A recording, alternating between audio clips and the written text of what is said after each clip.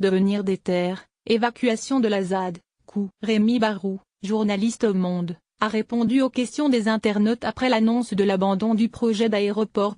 Fin du suspense. À l'issue du Conseil des ministres, mercredi 17 janvier, le Premier ministre, Édouard Philippe, a annoncé l'abandon définitif du projet d'aéroport à Notre-Dame-des-Landes Loire-Atlantique.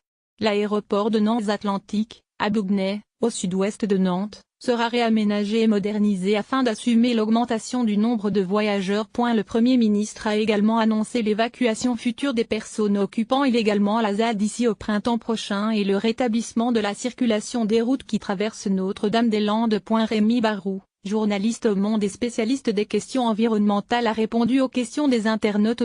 Dans quelle mesure la décision d'aujourd'hui est-elle définitive?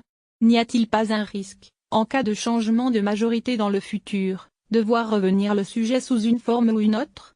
Rémi Barrou. Édouard Philippe l'a annoncé, la décision d'abandonner est définitive. La déclaration d'utilité publique tombe le 8 février, ce qui veut dire que, si un futur gouvernement, une nouvelle majorité, voulait construire un aéroport, pourquoi pas à Notre-Dame-des-Landes, il faudrait tout recommencer. Débat public, enquête d'utilité publique, déclaration d'utilité publique avec tous les recours qui ne manqueraient pas de réapparaître, puis appel d'offres, décision politique, etc. Bon courage. Lire aussi partout en France, des dizaines de projets d'aménagement farouchement contestés aux Romains à qui appartiennent les terres sur lesquelles squattent les zadistes. Pour pouvoir rester, il va falloir qu'ils achètent les terres. Les terres sont la propriété de l'État et du conseil départemental.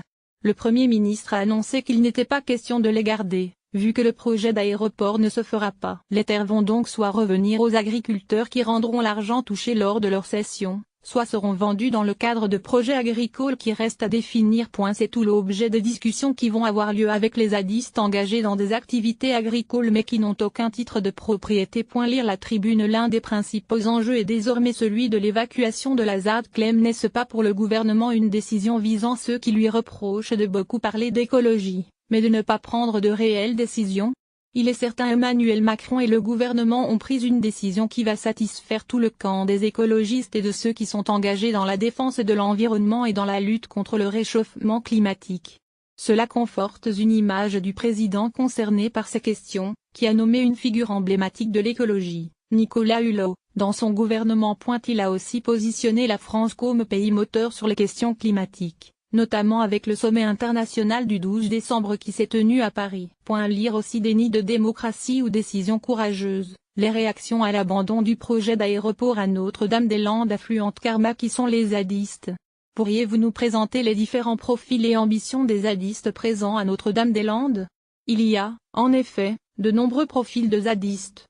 Les premiers arrivés étaient des militants altermondialistes, anticapitalistes et écologistes. Une partie de la mouvance la plus radicale, telle celle qui intervient dans les manifestations contre les sommets internationaux, voire les manifestations sociales, a aussi rejoint la ZAD, prête à en découdre avec les forces de l'ordre. Sont aussi présents dans la zone des groupes de personnes plus marginaux, souhaitant vivre tranquille, sans contrôle de police, sans servitude vis-à-vis de la société, tels qu'on peut en trouver dans les rues de grandes villes ou dans des squats urbains. Tous cohabitent avec les agriculteurs, les opposants historiques, non sans désaccord parfois dur sur les méthodes de lutte ou sur les règles de vie communes. Loïc 6888. La France a-t-elle connu un même épisode par le passé avant Notre-Dame-des-Landes? En effet, plusieurs projets ont été très avancés puis abandonnés par décision politique du chef de l'État, face notamment à de forts mouvements d'opposition. Le Larzac est la référence absolue. Décision d'agrandir le camp militaire sur le Causse en 1971 et abandon par le président François Mitterrand en 1981. Abandon aussi de la construction de la centrale de Plogo au Finistère en 1981 également par Mitterrand. Ou encore le nucléaire avec le surgénérateur de Crémalville, construit puis abandonné en 1997. Lire aussi Larzac, Plogoff, Crémalville. Les précédents projets auxquels l'État a renoncé. Bonnet rouge qui va payer la rupture de contrat.